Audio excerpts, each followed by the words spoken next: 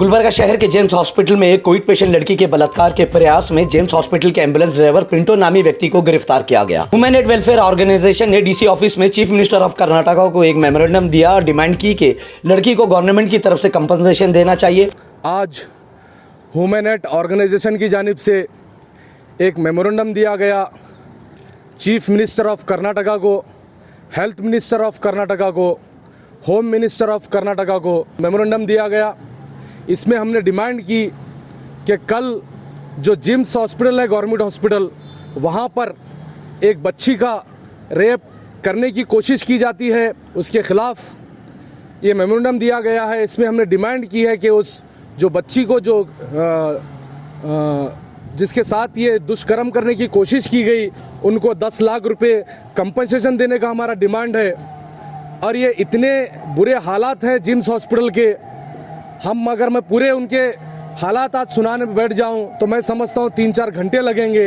इतने सारे गलतियां, इतने सारे सही तरीके से ट्रीटमेंट नहीं, सही तरीके से इलाज नहीं, इतने सारे सवाल उठते हैं कल के इंसिडेंट को लेकर, क्योंकि जो आरोपी है वो एक प्राइवेट एम्बुलेंस का ड्राइवर बताया जा रहा है।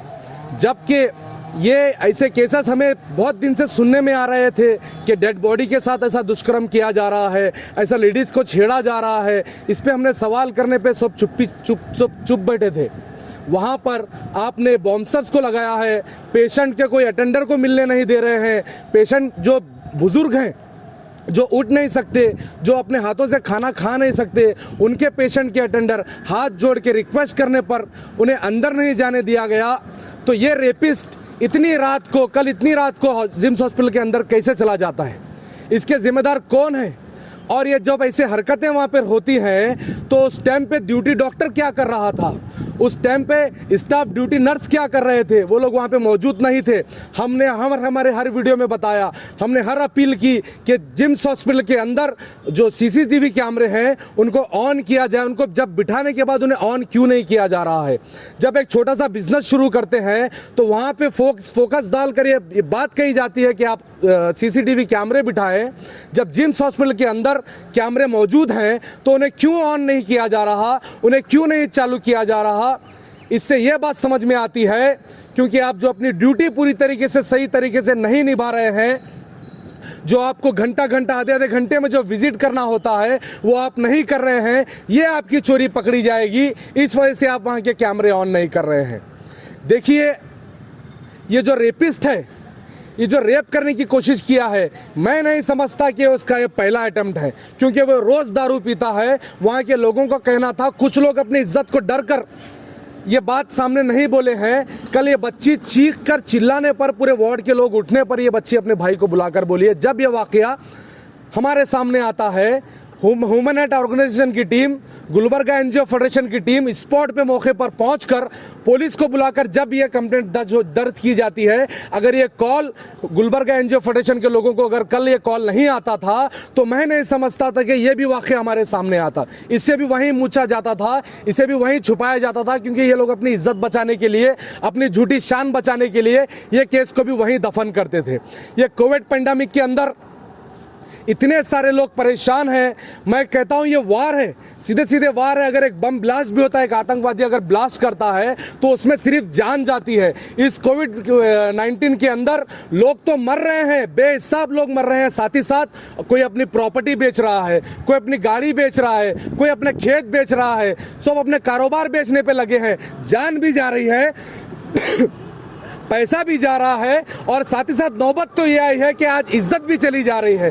तो इसके जिम्मेदार कौन है? प्रशासन जागिए, एमपी साहब जागिए, एमएलए मैडम साहब जागिए, वरना थू है आप लोगों की क़ियादत पर, थू है आप लोगों की लीडरशिप पर। कल का जो वाक़या, कल रात में हमें 12:30-1 बजे कॉल आया कि यहाँ पर रेप करने की कोशिश की गई। जैसा ही हमारी इन्फॉर्मेशन मिली, हम कंसल्ट अथॉरिटी को फ़ोन करते हुए ऑन दी वे थे, हॉस्पिटल की तरफ आ रहे थे। आते ही हमने ब्रह्मपुर सर्कल साहब को कॉल किया और उन्हें ये तमाम तफसीलात बताया। उसके बाद सर्कल साहब वहाँ पर आकर इन्वेस्टिगेशन करे, रिटर्न कंप्लेंट लिए। उसके बाद एक थोड़ी देर में जो रेपिस्ट, जो अटेम्प्ट टू रेप करने की कोशिश कर रहा था, वो भी अरेस्ट हुआ।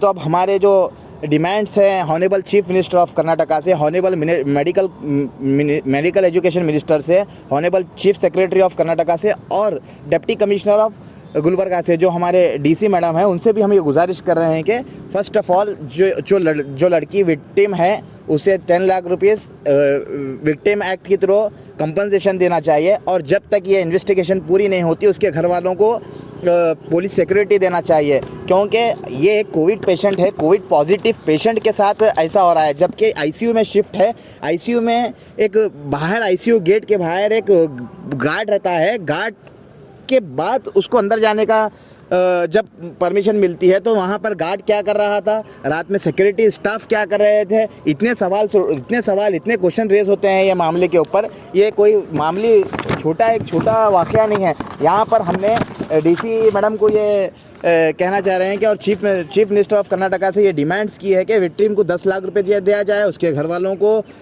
पुलिस सिक्योरिटी दी जाए, और रेस्पॉन्सिबिलिटी जो वहाँ पर थे रात में जिसकी ड्यूटी थी उनके ऊपर क्या एक्शन हुआ है, अगर एक्शन नहीं हुआ तो अभी उनके ऊपर एक्शन होना चाहिए। और तमाम जो यहाँ पर जो मामले कई दिन से चल रहे थे, क्योंकि ये सीसीटीवी कैमरा आप सीसीटीवी कैमरा निकाले, सीसीटीवी कैमरे में ये आना चाहिए कि वहाँ पर उन कितने दिन से आ रहा था और कितने बार ऐसा किया गया। कल हमें मालूम हुआ, इससे पहले ना जाने कितने बार ऐसा हुआ है। तो ये तमाम चीज़ पे इन्वेस्टिगेशन होकर 30 डेज़ में चार्जशीट आना चाहिए, और फास्ट ट्रैक कोर्ट में ये मामला जल्द से जल्द रेपिस्ट को फांसी की सज़ा हो और घर वालों के इंसाफ मिले।